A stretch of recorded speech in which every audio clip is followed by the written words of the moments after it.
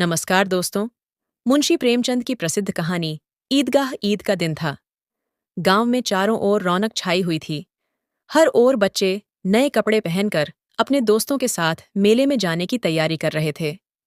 हामिद, जो महज 5 साल का लड़का था, भी उन बच्चों में शामिल था। लेकिन हामिद के पास न नए कपड़े थे, न जूते और न ही पैसे। उसकी माँ का निधन हो चुका था और उसका पालन पोषण उसकी बूढ़ी दादी अमीना कर रही थी। अमीना खुद हामिद के लिए कुछ नहीं खरीद पाई थी, लेकिन उसने हामिद को यह समझाया कि उसका पिता पैसे कमाने के लिए गया है और बहुत जल्द वापस आएगा। हामिद भले ही आर्थिक रूप से कमजोर था, लेकिन उसकी आत्मा मजबूत थी। वह अपनी दादी की तरह ही अपने दुखों और तकलीफों को झेलने में सक्षम था। उसे ईद के मेले में जाने की उत्सुकता थी। हालांकि उसके पास पैसे नहीं थे।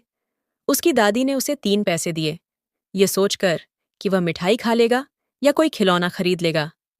हामिद अपने दोस्तों के साथ ईदगाह की ओर चल पड़ा। रास्ते में उसके दोस्त उत्साह से अपने नए कपड़े और खिलौनों की बातें कर रहे थे। सभी बच्चे इस बात को लेकर उत्साहित थे कि वे मेले में जाकर मिठाइयाँ खाएंगे, खिलौने खरीदेंगे और झूले झूलेंगे। हामिद ने भी इस चर्चा में हिस्सा लिया, लेकिन उसके पास नए कपड़े या जूते नहीं थे। फिर भी उसके चेहरे पर खुशी थी। वह अपनी मासूमियत में इस बात से संतुष्ट था कि उसके पास 3 पैसे हैं और वह कुछ खरीद सकेगा। जब वे बच्चे ईदगाह पहुंचे तो वहां की रौनक देखने लायक थी। हर ओर मिठाइयों की दुकानें, खिलौने बेचने वाले और झूले लगे हुए थे। बच्चों ने मिठाइयाँ खरीदी, खिलौने लिए और खूब मस्ती की। हामिद के पास 3 पैसे थे, लेकिन वह सोच समझकर खर्च करना चाहता था। उसके दोस्तों ने उसे मिठाई खाने का सुझाव दिया, पर हामिद ने मना कर दिया। वह अपने पैसे को और सोच समझकर खर्च करना चाहता था। हामिद ने मेले में खिलौनों की दुकानों को देखा। उसे एक लोहे की चिमटा दिखाई दिया, जिसे देखकर उसकी आंखों में एक अलग सी चमक आ गई। उसे याद आया कि उसकी दादी अमीना जब रोटियां पकाती हैं तो उनके हाथ जल जाते हैं। दादी के हाथ जलते देखकर हामिद को दुख होता था। उसे महसूस हुआ कि अगर वह यह चिमटा खरीद ले तो उसकी दादी के हाथ जलने से बच जाएंगे।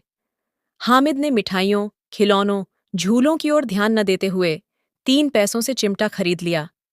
वह खुश था कि वह अपनी दादी की मदद कर सकेगा।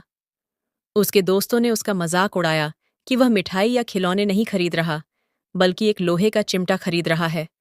लेकिन हामिद अपनी समझदारी में खुश था, क्योंकि उसके लिए अपनी दादी की भलाई सबसे बड़ी थी। वापसी के रास्ते में उसके दोस्तों ने खिलौनों के बारे में बातें कीं।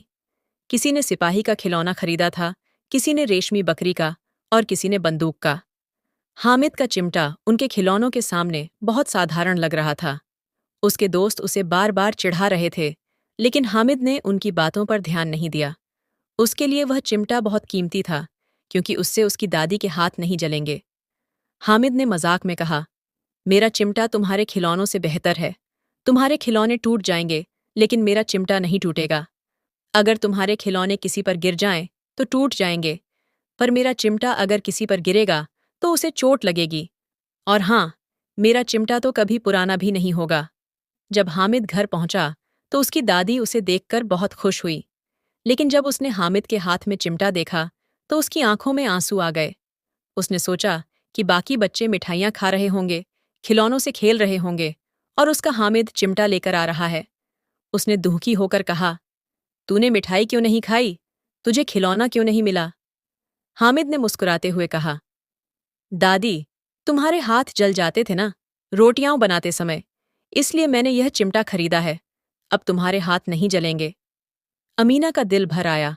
उसकी आंखों से आंसू छलक पड़े, लेकिन वह आंसू खुशी के थे। हामिद की इस मासूमियत और समझदारी ने उसकी दादी के दिल को छू लिया। वह अपने पोते की इस भावना को देखकर खुद को भाग्यशाली समझने लगी। हामिद ने अपनी दादी के लिए जो सोचा था, वह किसी भी मिठाई या खिलौने से कहीं ज्यादा कीमती था। ईदगाह एक साधारण कहानी होते हुए भी हमारे दिलों को गहराई से छूती है।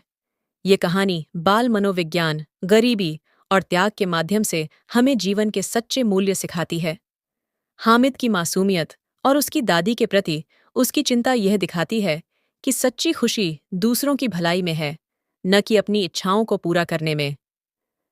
प्रेमचंद ने इस कहानी के माध्यम से हमें यह बताया है कि इंसानियत और त्याग का महत्व सबसे ऊपर है।